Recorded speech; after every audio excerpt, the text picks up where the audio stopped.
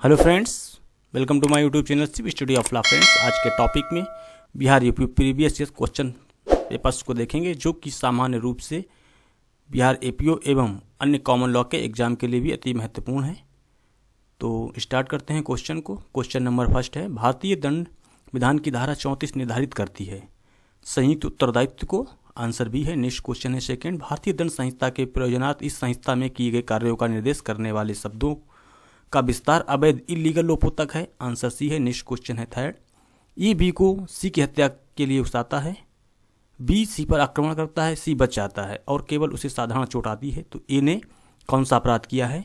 तो ए ने भारतीय दंड संहिता की धारा 115 के अंतर्गत अपराध किया है। आंसर डी है। नेक्स्ट क्वेश्चन है फोर, ए भंडारिक है या यात्रा को जाती हुई अपना फर्नीचर ए के पास उस संविदा के अध्ययन निश्चित कर जाता है कि वे भंडारण के कमरे के लिए उठाई गई राशि दे दिए जाने पर लौटा दिया जाएगा। ए उस माल को बेईमानी से बेच देता है, तो ए ने कौन सा अपराध किया है? ए ने आपराधिक न्यायिक भंग का अपराध किया है भारतीय दंड संहिता की धारा 405 के अंतर्गत। आंसर डी है। नेक्स्ट क्वेश्चन है फाइव, भारतीय दंड संहिता की किस धारा के अंतर्गत किसी भी पुरुष द्वारा महिला का पीछा करना दंडनीय है?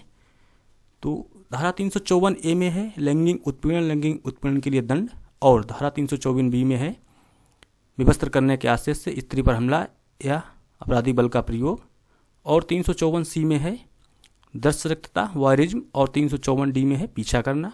तो प्रश्न के अनुसार आंसर सी है। नेक्स्ट क्वेश्चन है सिक्स, भारतीय दंड संहिता की निम्नलिखित धाराओं में से किसमें मृत्युदंड तक का दंडादेश बलात्संग के अपराध के संदर्भ में दिया जा सकता है?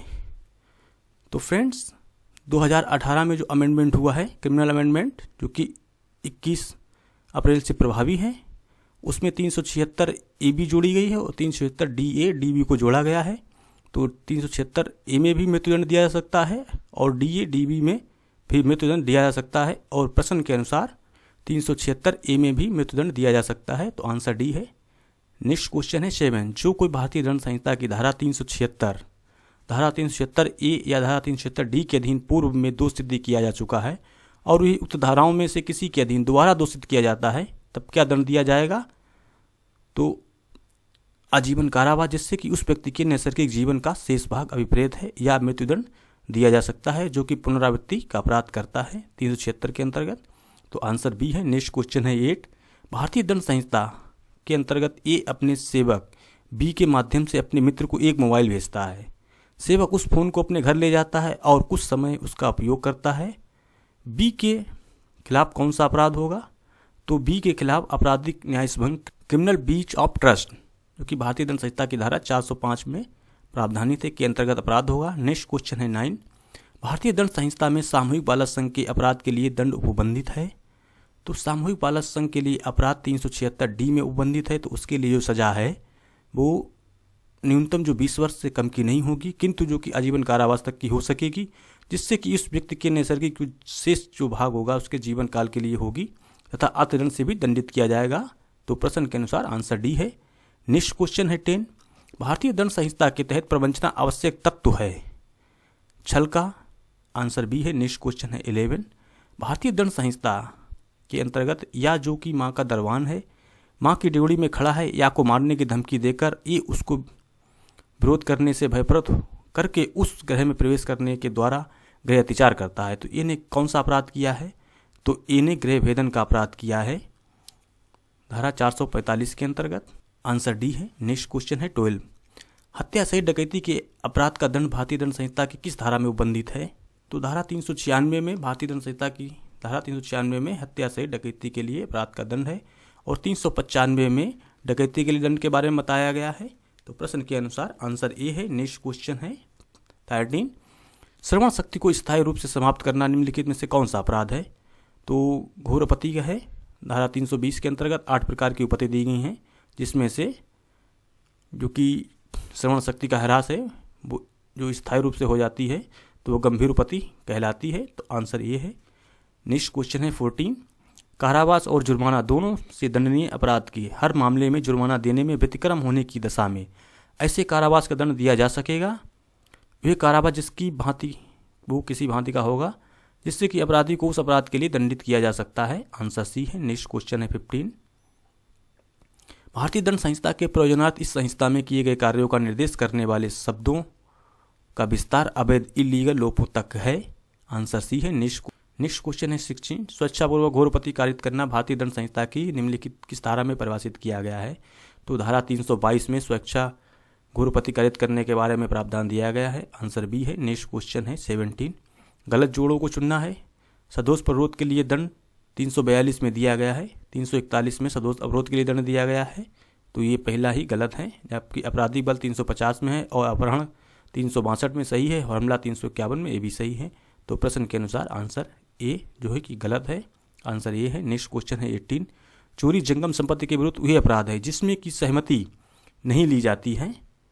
आंसर ए सही है। नेक्स्ट क्वेश्चन है 19।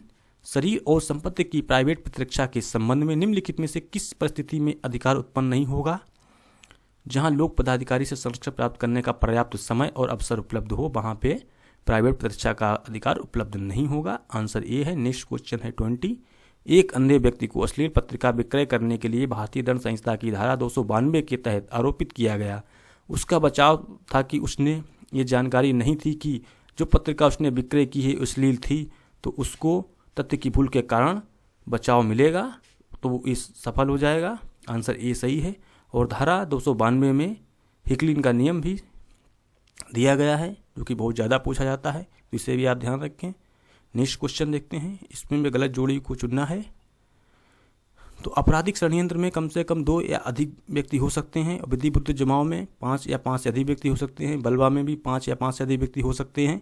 दंगा में जो कि 2 व्यक्तियों के द्वारा होता है, 5 या अधिक व्यक्तियों की आवश्यकता नहीं है, 2 ही व्यक्ति होते हैं न्यूनतम, तो ये गलत है, सही नहीं है। तो प्रश्न के अनुसार आंसर डी हो जाएगा। नेक्स्ट क्वेश्चन है 22। ए की उम्र 21 वर्ष और उसकी प्रेमिका बी की उम्र 19 वर्ष, दोनों आत्महत्या करने के लिए तैयार होते हैं। ये बी की हत्या कर देता है, परंतु हिम्मत टूटने से अपने को नहीं मारता है। तब ए ने अपराध किया है, तो ए ने अपराधी मानववध जो कि हत्या की कोटि में नहीं आता है। भारतीय दंड संहिता की धारा 300 में 5 अपराध दिए गए हैं। पहला दिया गया है गंभीर और अचानक प्रकोपन से मृत्यु कारित करना, तो अपराधी मानववध होगा, हत्या नहीं होगी। और दूसरा जो दिया गया है कि प्राइवेट प्रतिरक्षा के अधिकार में कोई भी कार्य किया जाता है तो उसमें हत्या नहीं कहा जाएगा, उसमें मानववध कहा जाएगा। और तीसरा है कि लोक सेवक के द्वारा विधिपूर्ण कार्य में कोई विघ्न डालता है तो वो हत्या होती है, तो हत्या नहीं कहा जाएगा, उसको अपराधी मानववध कहा जाएगा। और चौथा जो बात दिया गया है, अचानक झगड़ा जनित लड़ाई के आवेश में आकर कोई भी हत्या हो जाती है तो अपराधी मानववध होगा, हत्या की कोटि में नहीं आएगा। और पांचवा जो दिया गया है कि सहमति से मृत्यु को सहन करना हत्या की कोटि में नहीं आएगा, अपराधी मानववध आएगा। तो प्रश्न के अनुसार अपराधी मानववध जो कि हत्या की कोटि में नहीं आता है, 300 के सब क्लास 5 जो कि अपवाद 5 है उसके अंतर्गत आंसर बी सही हो जाएगा। नेक्स्ट क्वेश्चन है 23। ये एक ऐसा पागल व्यक्ति है जो अपने कार्य के परिणामों से अनभिज्ञ है। बी के ऊपर तलवार से आक्रमण करता है, बी लाठी द्वारा अपना बचाव करता है और इस घटना में इन दोनों व्यक्तियों को गंभीर चोटें आती हैं। ये कहना सही है कि उक्त दोनों व्यक्तियों में से किसी ने कोई अपराध नहीं किया है। आंसर ए सही है। नेक्स्ट क्वेश्चन है 24। लोक सेवक द्वारा प्रख्यापित आदेश धारा 144 दंड प्रक्रिया संहिता की अवज्ञा भारतीय दंड संहिता की निम्नलिखित किस धारा के अधीन अपराध है? तो धारा 188 के अधीन अपराध है। आंसर ए है। नेक्स्ट क्वेश्चन है 25। जब कोई आरोपी इस विश्वास के साथ कि एक स्त्री में प्रेत आत्मा प्रवेश कर गई है, उसे निकालने के प्रयास में उसकी पिटाई करता है कि जिसके परिणाम स्वरूप उस स्त्री की मृत्यु हो जाती है, वे आरोपी है हत्या की कोटि में न आने वाले आपराधिक मानववध हेतु। आंसर ए सही है। नेक्स्ट क्वेश्चन है 26। मृत्युदंड निम्नलिखित अपराध में किया जा सकता है। आजीवन कारावास से दंडित व्यक्ति द्वारा हत्या का प्रयास उसमें उपतिकारित हुई हो। आंसर डी है। नेक्स्ट क्वेश्चन है 27। यदि भारतीय सेना का कोई जवान अद्वितीय करने के पश्चात अपनी पत्नी के मकान में उसकी सहायता से छिपता है, तब उसकी पत्नी अवत्याजक को संशय देने के अपराध की दोषी नहीं होगी। आंसर ए सही है। नेक्स्ट क्वेश्चन है 28। किसी भी व्यक्ति द्वारा कारित किए गए किसी की कृत्य का दुष्परिणाम तब कहा जाएगा जब अपराध करने वाले ने उसे मंत्रणा दी हो या की हो। तो आंसर डी है। नेक्स्ट क्वेश्चन है 29। क्या भारतीय दंड संहिता 1860 के अंतर्गत दंडनीय कोई अपराध भारत की भूमि के बाहर कारित करने वाला कोई भी व्यक्ति किसी भी भारत के न्यायालय में उत्तरदायी होता है कि नहीं, तो केवल यदि वे भारत का नागरिक है तभी उत्तरदायी होगा, तो आंसर बी है। नेक्स्ट क्वेश्चन है 30। भारतीय दंड संहिता में न्यायालय कोर्ट ऑफ जस्टिस शब्द का घोतक है कि ऐसे न्यायाधीश जिसे कि न्यायिकता कार्य करने हेतु विधि द्वारा अधिकृत किया गया है वो न्यायाधीश का घोतक है, आंसर सी है। नेक्स्ट क्वेश्चन है 31। जो कोई भी व्यक्ति लूटमार करने के उद्देश्य से और लूट का माल ले जाने हेतु अन्य आचार के साथ सहयोग युक्त होता है वह दोषी होता है। डकैती में शामिल होने का, डाकू होने का, तो आंसर ए है। नेक्स्ट क्वेश्चन है 32। जब कोई व्यक्ति 17 वर्ष की आयु के किसी लड़के को फुसलाकर या अन्यथा ले जाता है तब ये कहा जाएगा कि उसने कारित किया है अपहरण का अपराध, आंसर सी है। नेक्स्ट क्वेश्चन है 33। सफल अभियोजन का परिणाम होता है कि अभियुक्त की दोष सिद्धि, आंसर ए सही है। नेक्स्ट क्वेश्चन है 34। पहला है कि दूसरों को क्षोभ, और दूसरा है अश्लील कृत्य, तीसरा है सार्वजनिक स्थान से निकटता, एवं चौथा है सार्वजनिक स्थान में। इन 4 घटकों में से उनका निम्नलिखित में से कौन सा संयोजन भारतीय दंड संहिता की धारा 294 के अंतर्गत दंडनीय अश्लील कृत्य का अपराध का गठन करता है? तो पहला, दूसरा, तीसरा, चारों गठन करते हैं, तो आंसर ए सही है। नेक्स्ट क्वेश्चन है 35। ये जो कि 6 वर्षीय बालक है बी को चोट पहुंचाने के आशय से धक्का देता है जिसके फलस्वरूप बी नीचे गिर जाता है एवं उसकी अग्रभुजा की हड्डी टूट जाती है, तब क्या ये किस अपराध का दोषी होगा? तो ये किसी भी अपराध का दोषी नहीं होगा। धारा 82 7 वर्ष से कम आयु के शिशु के द्वारा किया गया अपराध कार्य अपराध की श्रेणी में नहीं आता है, तो प्रश्न के अनुसार आंसर ए सही हो जाएगा। नेक्स्ट क्वेश्चन है 36। परिशांति बनाए रखने हेतु दंड प्रक्रिया संहिता की धारा 106 के अंतर्गत अधिकतम कितने समय के लिए बंधपत्र भरवाया जा सकता है? तो धारा 106 के अंतर्गत प्रथम श्रेणी मजिस्ट्रेट के द्वारा 3 वर्ष के लिए बंधपत्र भरवाया जा सकता है, तो आंसर ए सही है। नेक्स्ट क्वेश्चन है 37। संदिग्ध व्यक्तियों से सदाचार की प्रतिभूति लेने की शक्ति किसे है? तो संदिग्ध व्यक्तियों से सदाचार की प्रतिभूति लेने के लिए कार्यपालक मजिस्ट्रेट को है 1 वर्ष के लिए, तो आंसर बी है। नेक्स्ट क्वेश्चन है 38। ए को बलात्कार से संबंधित अपराध में गिरफ्तार कर अन्वेषण के लिए अभिरक्षा में नियुक्त किया गया है, उसको अधिकतम कितने समय तक अभिरक्षा में दिया जा सकता है?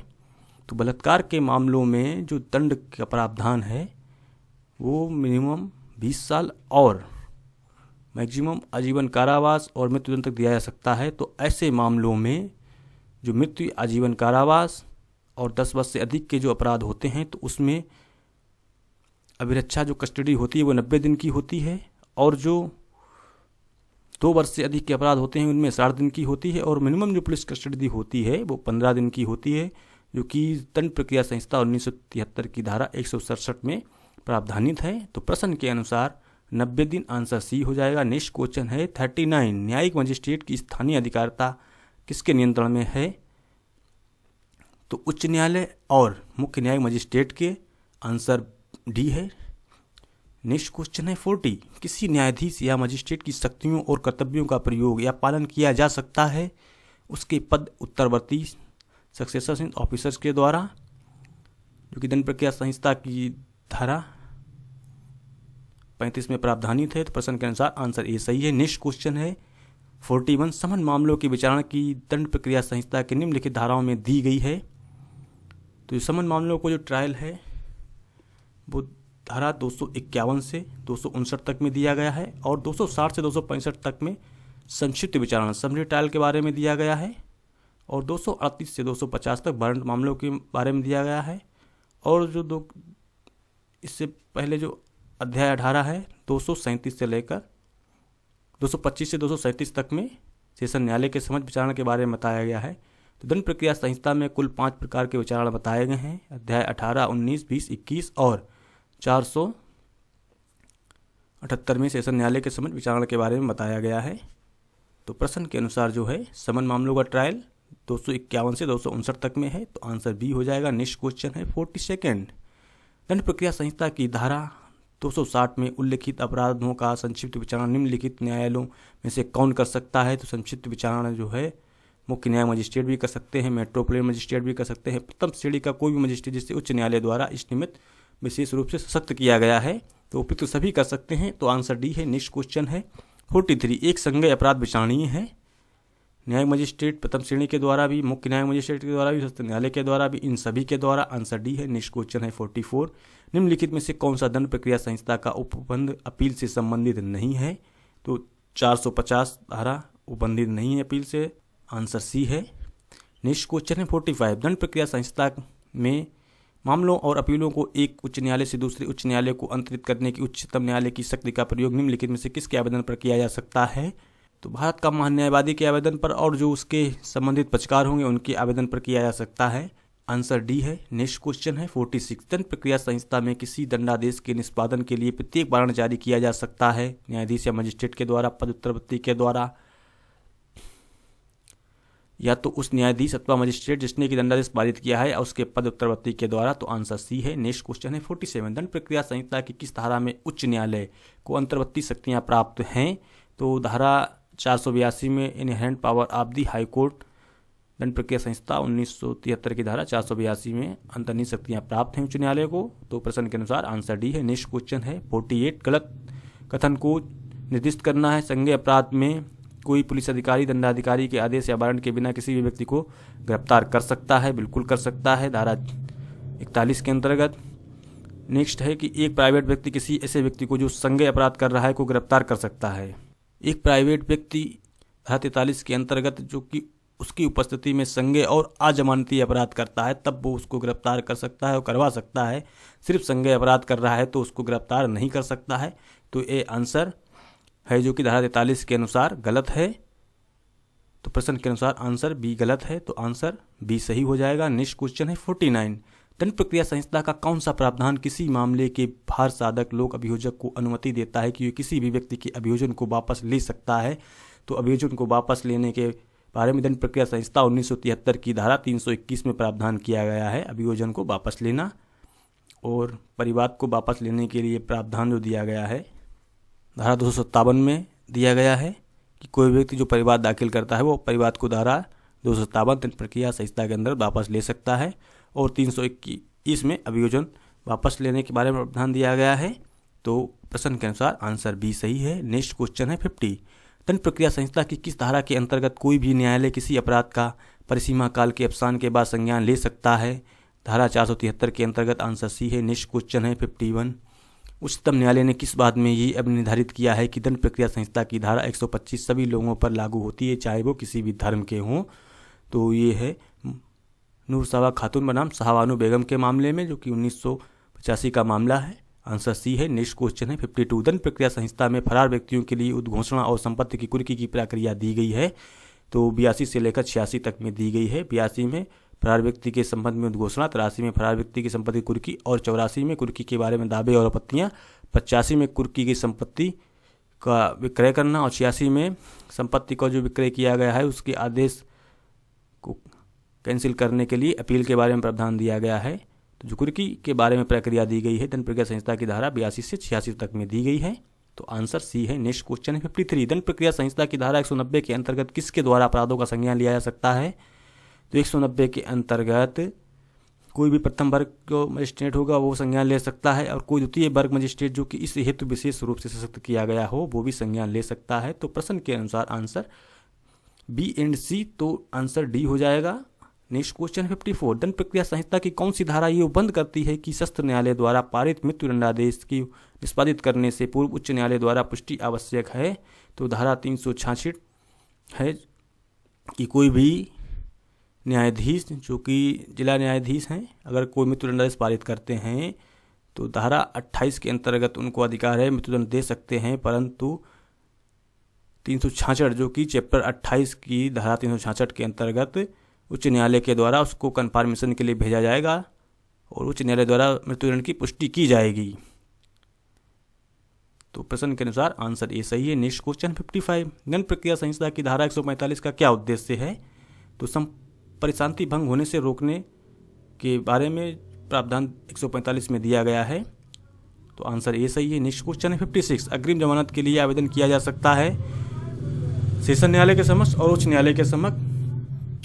तो बी और सी सही हो जाएगा। आंसर डी है। नेक्स्ट क्वेश्चन है 57। दंड प्रक्रिया संहिता के अंतर्गत एक सक्षम मजिस्ट्रेट द्वारा किया गया व्यतिक्रम निम्नलिखित में से किस कार्य को शून्यता देगा? तो धारा 83 के अंतर्गत किसी संपत्ति की कुर्की या बिक्री को शून्यता देगा। आंसर सी है। नेक्स्ट क्वेश्चन है 58।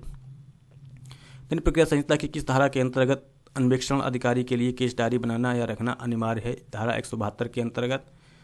आंसर सी है। नेक्स्ट क्वेश्चन है 59। विधि विरुद्ध जमाओं को तितर बितर करने का समादेश कौन दे सकता है? कार्यपालक मजिस्ट्रेट दे सकते हैं और थानेदार दे सकते हैं, एग्जीक्यूटिव मजिस्ट्रेट दे सकते हैं। तो प्रश्न के अनुसार आंसर डी हो जाएगा, ए एंड सी सही हैं।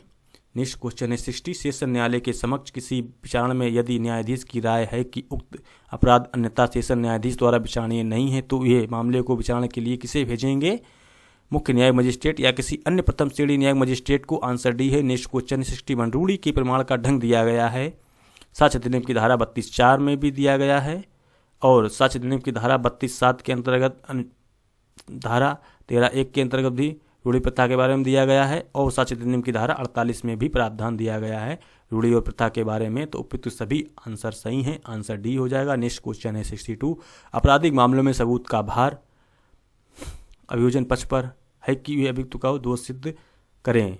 हमेशा आपराधिक मामलों में जो सबूत का भार होता है वो अभियोजन पक्ष पर होता है। तो प्रश्न के अनुसार आंसर ए सही है। नेक्स्ट क्वेश्चन है 63। कथन ए साक्ष्य अधिनियम की धारा 91 तथा 92 को साथ पढ़ा जाना चाहिए। दूसरा कारण है ये दोनों प्रावधान एक दूसरे के पूरक हैं। ए तथा आर दोनों सही हैं और आर ए का सही स्पष्टीकरण है, आंसर ए सही है। नेक्स्ट क्वेश्चन है 64।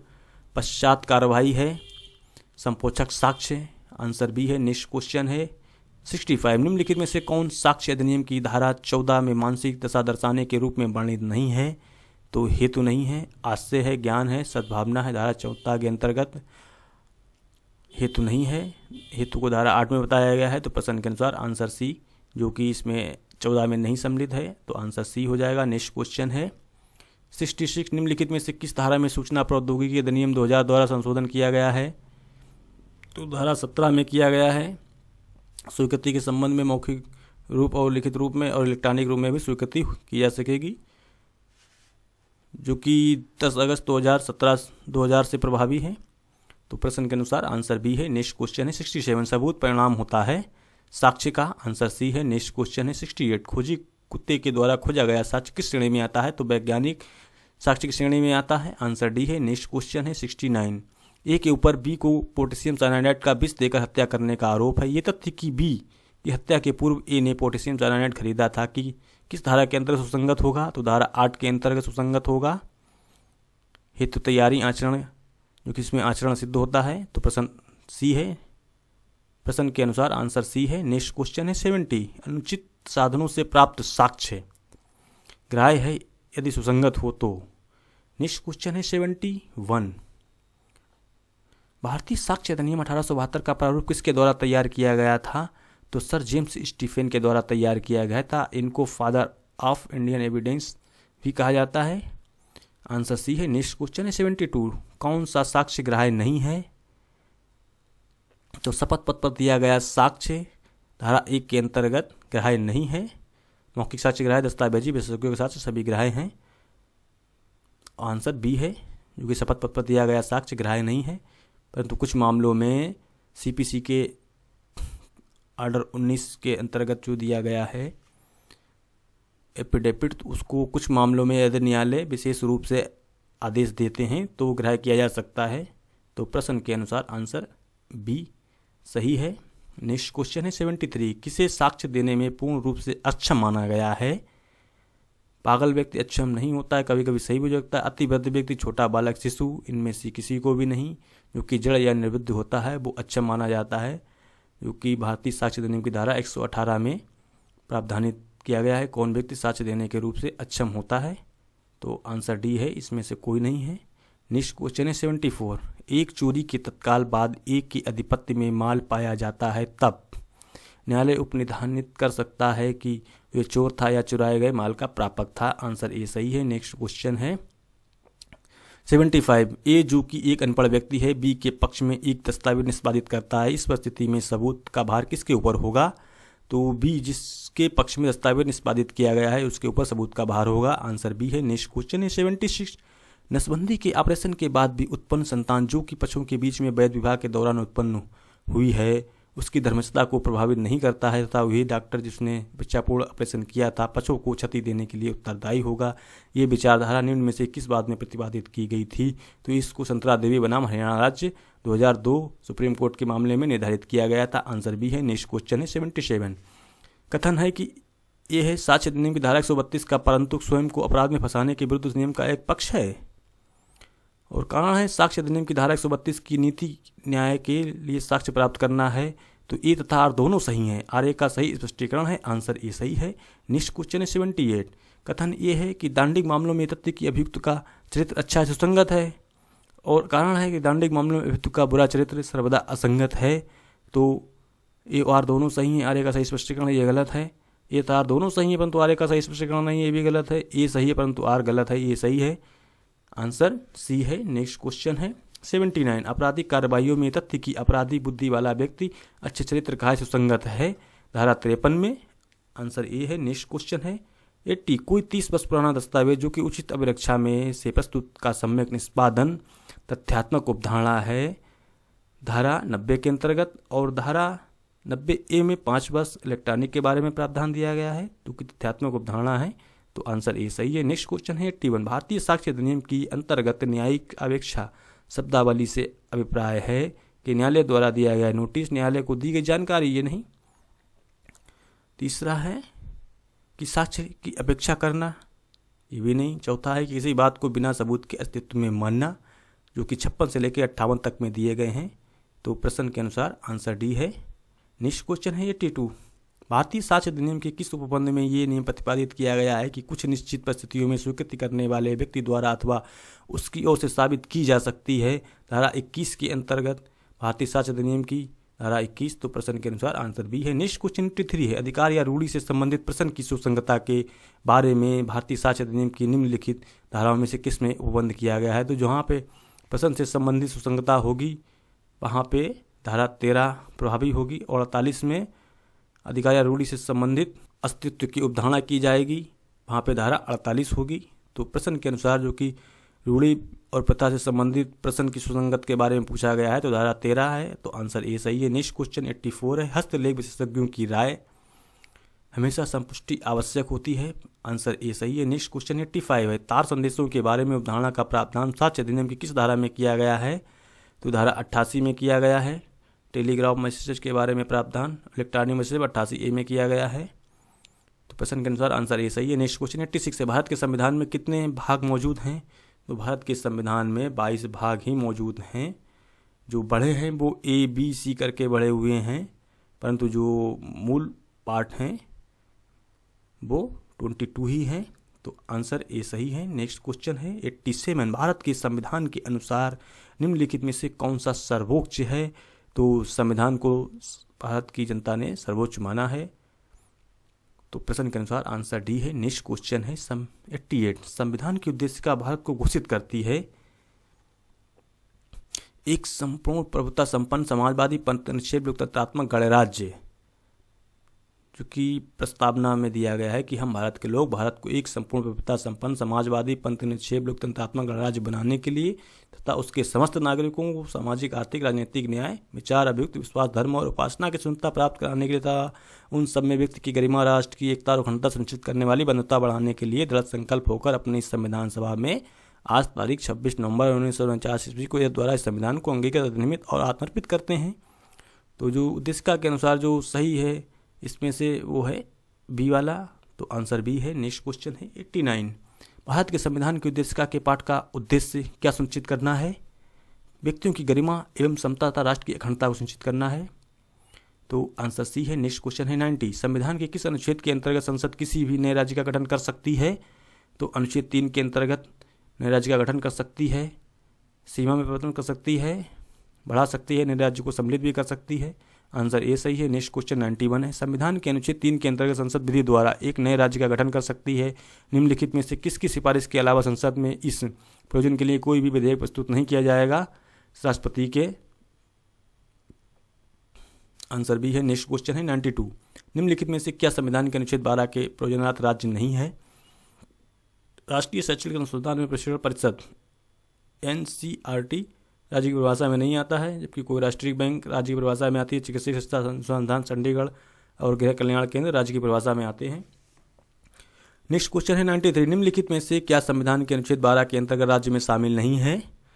कोई देवता राज्य की परिभाषा में नहीं आते हैं। केंद्र सरकार, राज्य सरकार, पटना विश्वविद्यालय राज्य की परिभाषा के अंदर आते हैं। नेक्स्ट क्वेश्चन है 94, यदि राज्य की नीति तत्वों का उल्लंघन किया गया है तो न्यायिक प्रक्रिया द्वारा कोई उपचार उपलब्ध नहीं है, क्योंकि अनुच्छेद 37 में इस पर प्रावधान किया गया है। तो आंसर बी है। नेक्स्ट क्वेश्चन है 95, कथन एक है कि राज्य के नीति तत्व किसी भी न्यायालय द्वारा परिवर्तनीय नहीं है, अनुच्छेद 37 के अंतर्गत, सही है। कथन दूसरा है कि राज्य के नीति तत्व देश के शासन के आधार होते हैं, तो दोनों कथन सही हैं, आंसर ये सही है। नेक्स्ट क्वेश्चन 96 है, निम्नलिखित में से कौन सा एक मूल कर्तव्य नहीं है? तो संप्रभुता का संरक्षण मूल कर्तव्य, देश की रक्षा करना मूल कर्तव्य है, राष्ट्रगान का सम्मान करना मूल कर्तव्य है, अनुच्छेद 51 ए में, और भारतीय संस्कृति को प्रोत्साहित करना ये मूल कर्तव्य की श्रेणी में नहीं आता है, तो आंसर डी है। नेक्स्ट क्वेश्चन है 97, वनों, झीलों, नदियों एवं वन्यजीव सहित प्राकृतिक पर्यावरण का संरक्षण एवं सुधार करना तथा जीवित प्राणियों के प्रति सहानुभूति रखना प्रत्येक भारतीय नागरिक का कर्तव्य है, मूल कर्तव्य है और नीति तत्वों में भी सम्मिलित है, तो आंसर सी है। नेक्स्ट क्वेश्चन है 98, भारत के राष्ट्रपति का निर्वाचन किया जाएगा निर्वाचक मंडल के सदस्यों के द्वारा, आंसर ये सही है। नेक्स्ट क्वेश्चन है 99, राष्ट्रपति का चुनाव किस प्रकार होता है? अप्रत्यक्ष चुनाव होता है। नेक्स्ट क्वेश्चन है 100, हमारे संविधान के अनुसार राज्यसभा कभी भी भंग नहीं होती है। तो फ्रेंड्स, आज के टॉपिक में हमने Bihar APU previous question papers को देखा। फ्रेंड्स, आप यदि कोई भी लॉ का एग्जाम दे रहे हैं तो उससे पहले आपको प्रीवियस ईयर पेपर्स के क्वेश्चंस को एक बार अवश्य देखना चाहिए, जिससे कि आपको अंदाज़ा लग सकता है कि क्वेश्चंस किस प्रकार के परीक्षाओं में पूछे जाते हैं और आप किस टॉपिक पर सबसे ज़्यादा क्वेश्चन पूछे जाते हैं, आपको किस टॉपिक पर सबसे ज़्यादा फोकस करना है। तो फ्रेंड्स, आप जब भी कोई भी लॉ का एग्जाम देने जाएँ तो प्रीवियस क्वेश्चन पेपर्स को अवश्य सॉल्व कर लें। तो फ्रेंड्स, क्वेश्चन पेपर्स को देखने के लिए जुड़े रहिए अपने favourite YouTube channel study of law से, और यदि आप हमारे चैनल पर नए हैं तो चैनल को सब्सक्राइब कर बेल आइकन को प्रेस कर लें और ऑल पर क्लिक कर लें, जिससे कि आपको अगली वीडियोज़ का नोटिफिकेशन सबसे पहले प्राप्त होता रहे। तो मिलते हैं आपसे नेक्स्ट सेगमेंट में, तब तक के लिए bye bye and take care. जय हिंद, जय भारत।